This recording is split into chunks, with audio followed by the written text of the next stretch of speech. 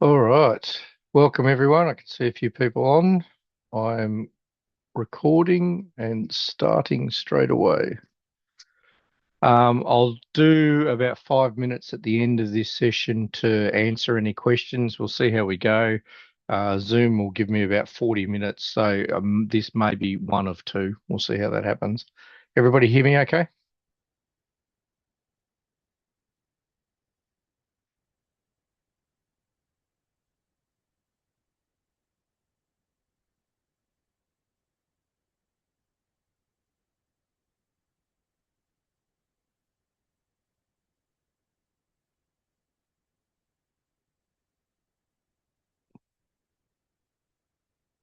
Hey, everyone. Hopefully, everyone can hear me okay. Zoom gives me about 40 minutes on these meetings. So I'll do about 5 minutes at the end of this one to answer some questions, and it may end up being a two-parter. We'll see how we go. All right, let me share my screen. Do, and hopefully everyone can see this. He's hoping. Yep, thumbs up from Bruce. Thanks, mate. All right, let's jump straight in. So, today we're talking about running horror games. More importantly, how to make players lean forward without making them wish they'd stayed home to watch Bluey. Uh, Horror at the table is not about tormenting your friends, I guess, is the first point. That's what committee meetings are for, but I say that tongue in cheek. Um, Horror is about trust, pressure, consequence, and giving the players just enough information to realize they're in trouble. When I talk about popular horror films today, which I will, I'm using them as shared language. Most people understand the shape of movies such as Alien, Jaws, The Shining, Exorcist, Halloween, Get Out, The Thing, Conjuring, Hereditary, or A Quiet Place, even if they haven't seen every one of them. These films work because they don't just throw monsters at the screen. They build a promise and then they tighten the rope. So the goal here today is to be practical. I don't want you leaving as film critics. I want you leaving with tools that you can use behind the screen. By the end, you should be able to build a horror session with a clear tone, some strong pacing, memorable NPCs, meaningful clues, and one final image that follows the players home like a stray cat with bad intention. So without further ado, let's jump into the second slide. So this is our map for the next 40 minutes, or if we're doing two sessions for both sessions. We're going to start with the horror mindset, then talk about safety, pacing, NPCs, clues, agency, endings, and finish with a quick design exercise. A good horror session has a structure. If you think about Alien, it starts with ordinary workers doing a job, then there's a strange signal, then a bad decision, then a creature is inside the ship, then the choices get smaller and nastier. Jaws does the same thing with a beach town. There's an ordinary life, there's some warning signs, bit of denial, some escalation, and then the boat, right? Horror works when the ordinary world cracks slowly enough that the players can hear it. So that's a really profound point to make. Um, Ordinary, it's much more terrifying than complete fantastical. So for the tabletop, we're not trying to recreate a movie beat for beat, where that would be railroading with better lighting. We're stealing the machinery. So we're learning about pressure, how pressure is built, how clues are planted, how NPCs complicate things, and how players are forced to make choices that matter. So today's promise is simple. After this, you should be able to run horror with confidence rather than just dimming the lights and hoping the dice develop the atmosphere. So horror is not gore. The first thing I want to separate is gore from horror. Gore is content, horror is the emotional result. So gore can be useful, but it's not the same thing as fear. If gore alone created horror, every butcher would be Stephen King, but they're not. You look at Jaws. For a lot of the film, shark's not even visible. What scares us is the water. Open water becomes unsafe. We're always looking for something lurking. The beach becomes unsafe. The town's denial becomes unsafe. Psycho does something similar, turns a shower, a motel, and a polite conversation into danger. The lesson for us as GMs is that horror lives in implication, uncertainty, and loss. So when you prep horror, ask this question: what do the players fear losing? Their character's life is one answer, but it's often the least interesting one. They might fear losing safety. They might fear losing certainty, losing reputation, a loved NPC, a home base, their moral identity, or the belief that they are the good people in the story. Bad things happening is not enough. Horror begins when the players understand enough to be afraid, but not enough to feel safe. That's the sweet spot. Not total confusion, not total explanation, just enough light to see the teeth. So these four pressures are a useful horror design engine. Danger, something can hurt us. Anxiety, we can't relax. Helplessness, our usual tools are not enough. And enigma, we don't fully understand. So danger is easy. Something can hurt us. Alien is the clean example here. There's a creature, it's on the loose, and it's better than you are at everything. Anxiety is the feeling that we can't relax. The Shining does this brilliantly. The hotel feels wrong long before the axe comes out. Helplessness is when the normal tools stop being reliable. The Blair Witch Project and The Descent both do this superbly well. The map of the world fails. Enigma is the mystery that refuses to sit still. The movies that jump to mind here are The Ring and Hereditary because they work because we sense there's a pattern long before we have a clue about understanding it. Delta Green is very good at enigma. Um, the trick at the table is balance. Too much danger, and it becomes Scooby Doo with better dice. Too much helplessness, and the players just disengage. No fun. Too much enigma, and everyone starts looking at the GM like we've accidentally joined a philosophy podcast. Um, partial helplessness is powerful. Total helplessness is boring. Players should feel that their usual tools are not enough, but that their choices still matter. Horror narrows the road. It shouldn't remove the steering wheel. So it's about giving the players enough rope without removing the rope as a tool. All right, that brings us to the next one. Trust before terror. Um, this slide matters. Trust comes before terror. So horror films can often push hard because the viewer can leave, pause, or look away. At a table, the GM is working with real people in real time. That means safety tools are not the enemy of horror. They're the targeting system. Think about a movie such as Get Out. The horror is specific, social, uncomfortable, and sharp. At the table, that kind of intensity only works if everyone has agreed what sort of territory we're walking into. Without trust, as a GM, you're not creating horror, you're ambushing people with bad vibes and calling it some form of art. Um, Lines are things that do not appear at all.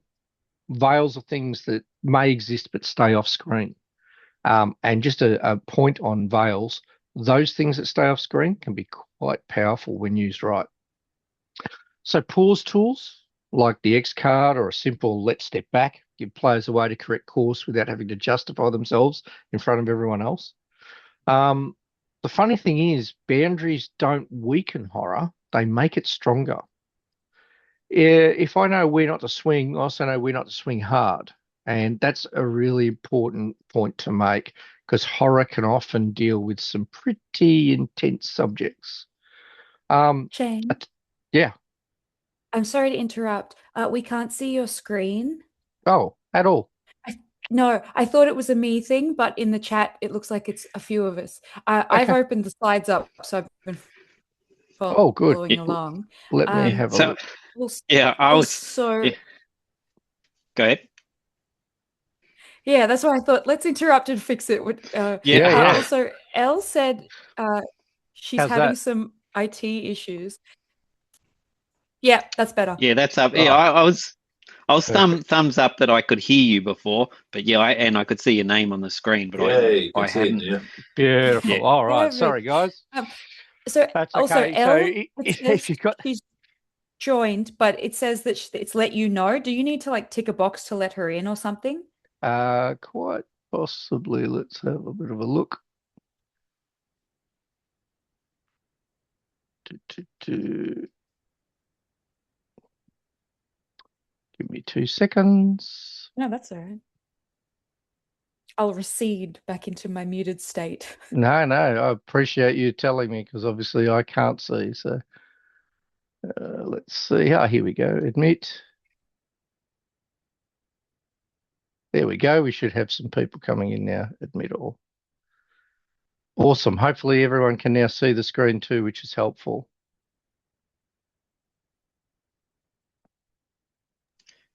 Yeah, we can definitely see it now. Beautiful. All right. So let's continue. So where did I get up to? Yeah, we're talking about X card, break X card being super helpful. Um, a table that trusts the GM will walk deeper into the dark. A table that doesn't trust the GM will start checking their phones. So it's really quite simple in that regard. Um, yeah, let's move on to the next screen. Sorry about that, guys. You can follow on the PDF. It is literally the same as what I'm showing you here. So the next one is session 0, horror contract. So the horror contract I find is really useful. I would use these questions before I run a horror one shot or even a campaign arc. They just make all the difference. So, what kind of horror are we here for? Um, it matters because when you consider things like, and I'll use movies all the way through this. The Conjuring, Halloween, Saw, Hereditary, and The Exorcist, right, are all horror, but they're absolutely not making the same promise. If one player expects some sort of gothic ghost and another expects torture traps, the actual horror will be scheduling session 2. It's gone. This session 0 is important for what's completely off the table. What can exist but fade to black? How lethal or desperate should the game feel? Do you want personal horror tied to the backstories? All of these questions don't spoil the plot, but they define the emotional weather. You can say this is a folk horror story about isolation and old customs without saying who the cult leader is. You can say this game may involve possession and faith without describing the final scene. It's not a spoiler, it's setting the terms of play. Key line here is do not surprise players with the social contract. Surprise players with the story. So consent is the safe road into unsafe fiction. It sounds neat, but unlike most GM advice, it's actually very, very useful. Um, yeah. So we'll move on to choosing your horror flavor. This is a really cool slide, this one. So choosing your horror flavor keeps the whole session pointed in the same direction. Otherwise, every horror game becomes there's a monster in the basement. And after a while, the basement should probably just start charging the monster rent. Gothic horror is family, secrets, inheritance, and decay. Think your classic 1920s Call of Cthulhu, or Crimson. If you're doing movies, think Crimson Peak or the others. The house remembers what everyone refuses to say. Cosmic horror is scale and insignificance. Um, Putting it back to movies, Alien and The Thing both remind us that the universe is not impressed by human confidence at all. Um, Folk horror is old customs, rural isolation, and communities that smile too much. Midsummer and The Wicker Man are good examples of this. And when it comes to games, there's a range of good ones that sit in that space. Um, Body horror is invasion and transformation. So, movies like The Fly, Alien, The Thing, um, all kind of reflect that. Psychological horror is grief, guilt, memory, identity. The Babadook, Black Swan, The Shining, some very good options amongst those lot. Survival horror. A few good survival games out there like Mothership and Aliens and others. The Descent, 28 Days Later, A Quiet Place, a movie sort of equivalents. Um, and occult horror is ritual, symbols, bargains, and spiritual consequence. Which leaves the last one of social horror. It's about power and complicity. Get Out is a really obvious modern touchstone for that kind of genre. So when you choose a flavor, it should guide everything in your horror game. NPCs, clues, descriptions, endings, even the kind of silence that you use, the music you use. Um, Example of folk horror silence is a village just watching you, complete silence. A cosmic horror silence is the stars not caring, and the old no one can hear you scream in space kind of viewpoint. So moving on, I'm mindful of time, and we're doing pretty good. I want to get into probably what I consider the most important thing in any horror game is pacing. Pacing is a pressure valve. Some very, very good GMs cannot do pacing. Some very, very poor GMs can do pacing very well. In horror, pacing is everything. You can't do pacing, you need to practice it. And there's a range of things you can do around that. But pacing is the pressure valve. So constant intensity becomes wallpaper. If every moment is screaming, then no moment's scary. It's just a dramatic weather report. So Jaws is a great lesson here. There's a calm beach, subtle warning. There's an attack. There's a denial. There's a bigger attack, temporary relief, and then finally the boat. Alien does it too. Workplace normality, strange signal, body horror, silence, hunt, escape.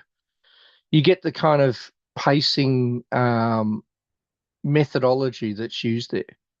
So the film gives you breath so that each tightening of the screw, you feel it even more intensely.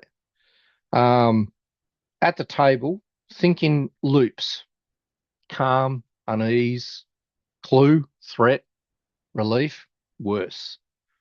So calm lets the players attach. Unease tells them that something is wrong. A clue gives that wrongness shape.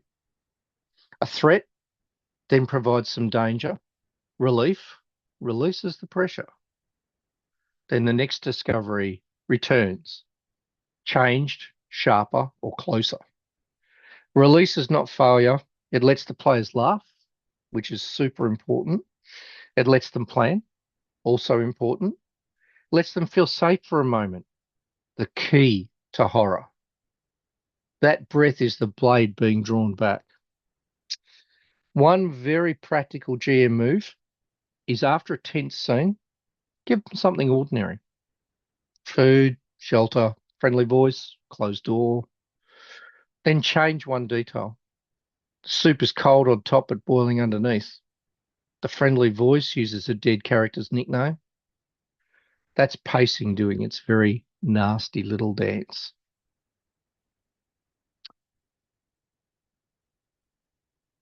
All right. Our next, these all work together. So all of these slides that I'm taking you through are all really important methods to make a horror game truly good. The Lantern model is one of the most useful tools in this whole lesson. The GM controls how much light the players have. Bright light means they understand the situation. Dim light means something's wrong, but they don't know yet what that is yet. Flickering light means the information contradicts itself, and darkness means they act without certainty. And you can see I'm using light as an analogy here. So the Blair Witch Project, for example, lives in dim light. The characters know they're lost and they know something's wrong, but the shape of the threat isn't clear. The Ring is flickering light. Every clue explains something and opens another door a little bit wider. The Thing is flickering light turned into a weapon. Everyone is visible, but nobody is certain who is who. Here's the important part: withhold certainty. not playability. Players need to know that actions are possible. They need to know what's at stake. They need to know roughly why time matters. They do not need to know the monster's full biography, dietary requirements, or preferred superannuation fund. Too much darkness, however, becomes confusion. Too much bright light becomes a tactical puzzle. Horror lives in those dim and flickering places where the players can still choose, but they can't relax.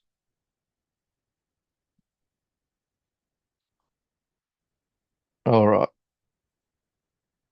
Just looking at our time, we're doing well. So I'm going to do a 5-minute thing for some questions at the end. So we'll move on. Description that scares. So description is where a lot of horror GMs accidentally overcook the soup. Don't announce fear, describe evidence. So The Shining makes carpets, corridors, typewriters, and room numbers feel cursed. Silence of the Lambs uses voices, glass, stillness, and proximity. A Quiet Place weaponizes sound and silence in a very profound way. None of these work by saying this is scary. They show something specific and let us do the damage to ourselves. And that's a really key point when it comes to TTRPGs. At the table, use things like smell, temperature, texture, sound, and absence. Absence is the cheapest special effect in tabletop horror. No birds, no insects, no echo, no reflection. No one remembers the missing child. The dog won't enter the room. Players hate that in the best possible way. Use one wrong detail, then stop talking. The nursery's spotless, except every toy is facing the corner. Stop. Let the players speak. Don't explain it. Explanation is often where dread goes to die. A good horror description is not a paragraph trying to impress people. It's a small, sharp object left on the table. Players pick it up and only then realize that it's warm.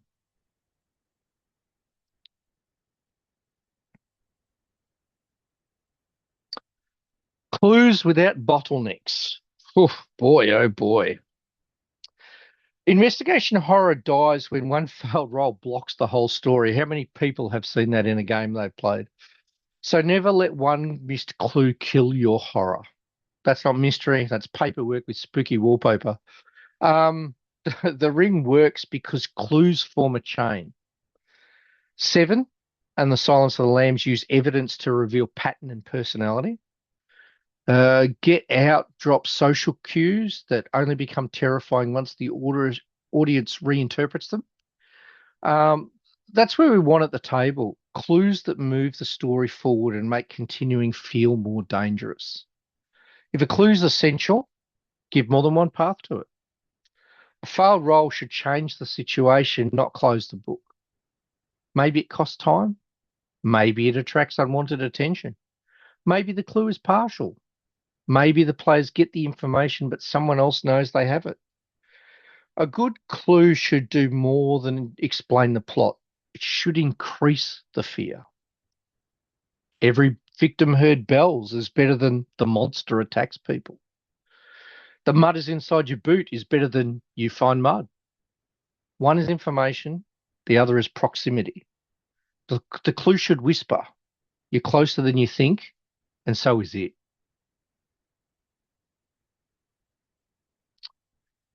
So moving on to the horror cycle. Tombs, TOMBS. Simple horror structure. Transgression, omen, manifestation, banishment, and slumber. Transgression means someone crossed the line. In Alien, they investigate the signal and break quarantine. In The Ring, someone watches the tape. In The Exorcist, something enters where it should not. In Jaws, the transgression is denial. The town chooses money and reputation over safety. Omen is the warning stage. Strange behavior, wrong weather, repeated symbols. Do not underestimate the power of symbolism. Animals fleeing, dreams, missing time. Manifestation is when the horror acts openly. Banishment is the costly answer. Escape, exorcism, sacrifice, burning the house down, sealing the door, telling the truth. And slumber is the ending. Horror's gone, or contained, or quiet enough for everyone to pretend. This structure is useful because it gives GMs a skeleton without overplotting. You don't need to know every corridor. You need to know what line was crossed, how the world warns the characters, how the horror appears, what price may stop it, and what final unease remains. Think of tombs as 5 candles. Light them in order, and eventually the players will realise one of them is breathing.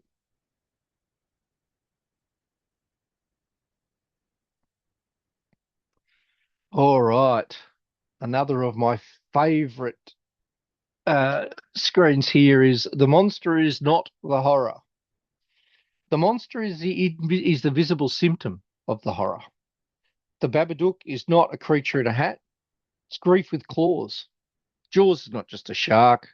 It's denial, profit, and civic cowardice with teeth. The Thing is not just an alien.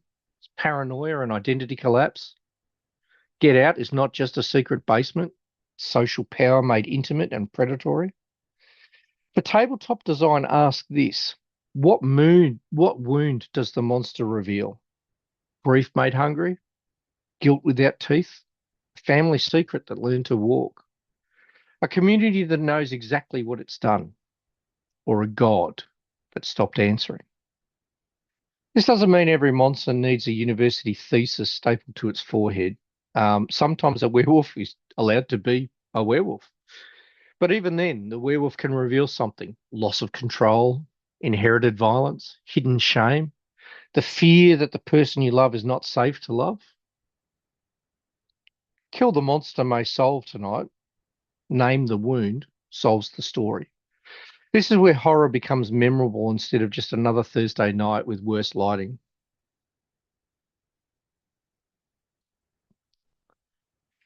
Horror NPCs.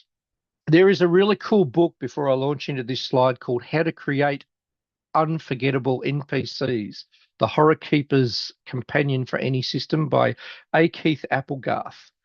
It is a sensational book for any keeper, any GM, any DM, whatever you want to call yourself, because it deconstructs how to create really, really, really relatable horror NPCs.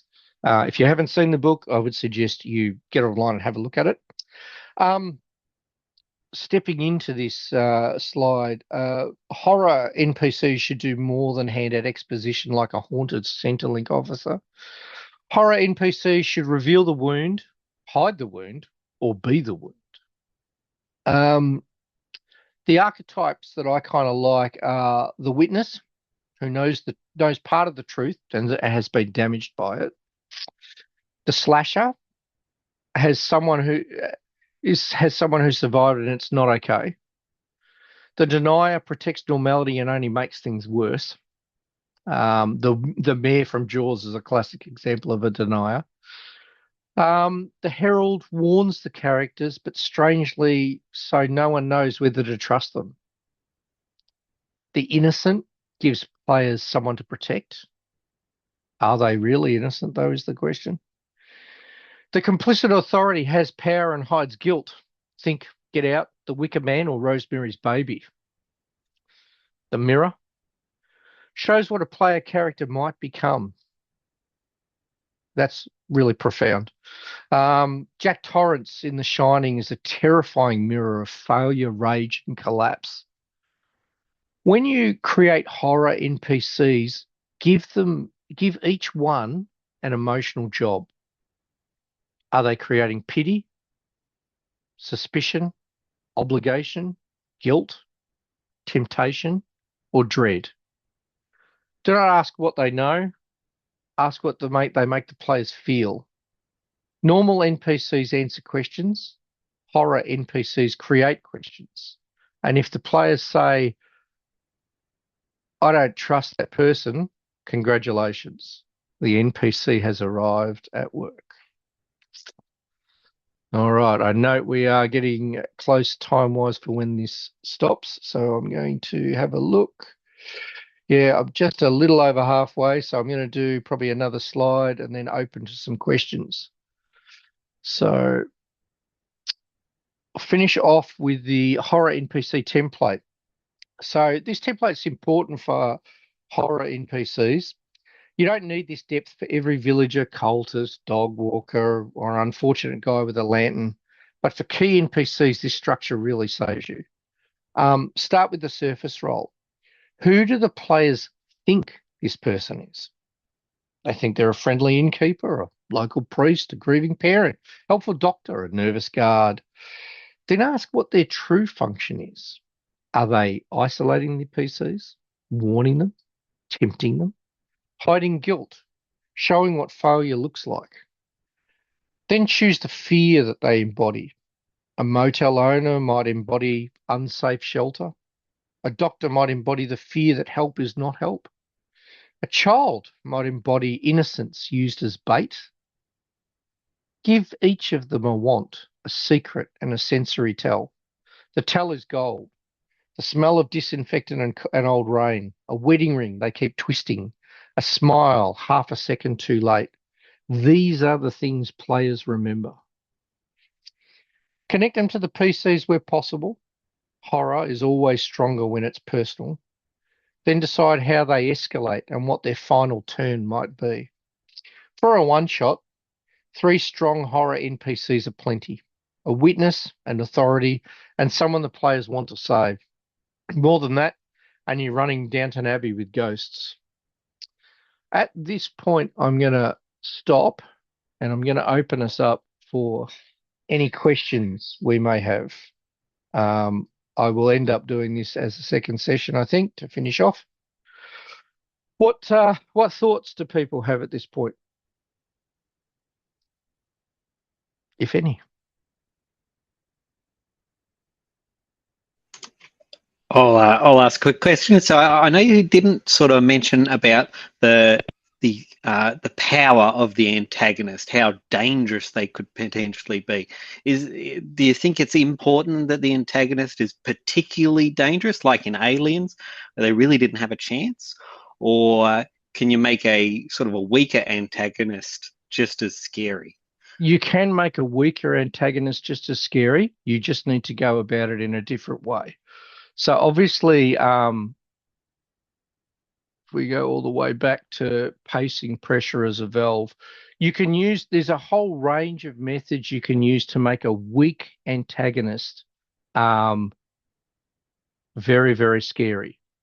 You've got to think about players are what the players they value, and a lot of that is when you're back in the start of the session and you're working out what sort of horror you're running, or if you've got a predetermined horror and everyone agrees to, you need to understand what's important to the players. Now, if it's a one shot and you've made the characters, you can write that into their background. If you're running it as a campaign, you need to know your players and you need to know in their backstory what are the important bits. Really weak protagonists can be really powerful when they work in that dim and flickering light. So they're manipulative, they're behind the scenes, they're causing misinformation, causing disinformation. And then, as you've asked, Bruce, really powerful antagonists like the alien. You want them to have their own um, you want them to have their own motivations, right? So the alien, to begin with, it's sussing out what's going on, right? It's on that ship in the first Alien movie. It erupts out of the guy's chest. It runs off because it's in its weakened state. Well, it's still pretty tough even in that state. And then it gets stronger. It learns that there are, how many people are on the ship, and it begins stalking them one at a time. And it always gets them at the most opportune moment for it and the least opportune moment for them. great horror games play to that idea. And when you have a really strong protagonist, it will always put its own preservation first. So it'll look at when it's going to be most opportunistic for it to attack, and it'll go for those moments where the players are in that haunted house and they decide to separate into different rooms, and one of them lags back in the kitchen, and it'll look for that moment, right? And that's the fear factor.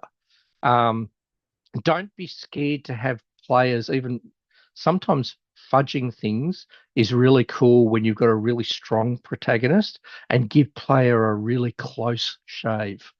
You know, they get attacked in that kitchen and it clearly overwhelms them, and then the dog of the house who's knows the creature's there runs in and starts barking and scares it momentarily, giving them time to escape. All those little things, right, really add to that terror. So yeah, I hope that's answered your question, Bruce. That was great. Thanks. That's all right. Any others? Thoughts?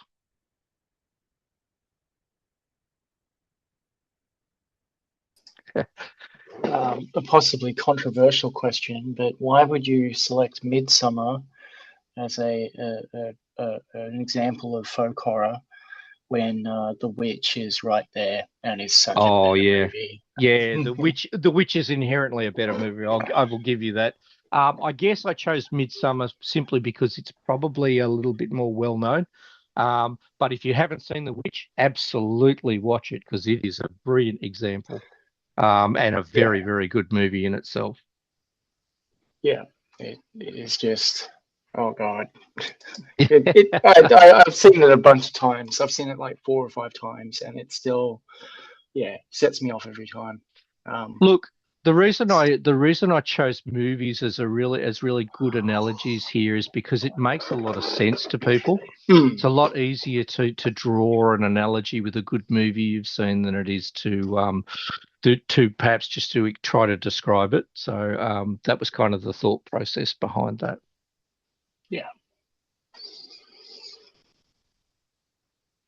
All right. We got any other questions? I'm mindful we're getting close to time, about another 3 minutes I think I've got left.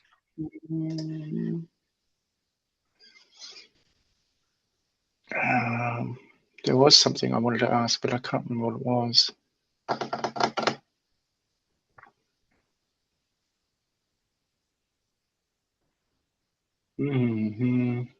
No, good? I can't remember what it was. Yeah. I'm sure it'll rock up later. Yeah, it'll be like half an hour from now, and I'm making a cup of tea, and I'll be like, oh, that was what I was going to ask. All good. Look, happy to take more questions here. If you don't have any more though, and you think of them later, chuck them in the Discord, and it's happy to sort of answer my thoughts there. I hope you've enjoyed this. We're about halfway through. I have provided the PDF which shows all of it, and I'll organise another session in a couple of days to go through the second bit. There's about another 1, 2, 3, 4, 5, 6, 7, 8 slides. But I'm pretty happy. I think we've covered a lot of the really important stuff. If I had one thing to tell you that is the most important thing you can do for horror, I personally believe it's pacing.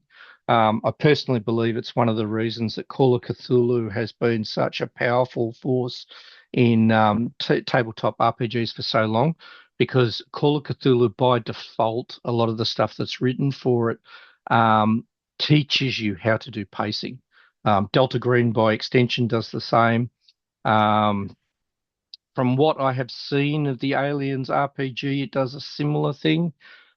Pacing is probably the hardest thing to learn as a GM for any game, and it is the most important for a horror game by far.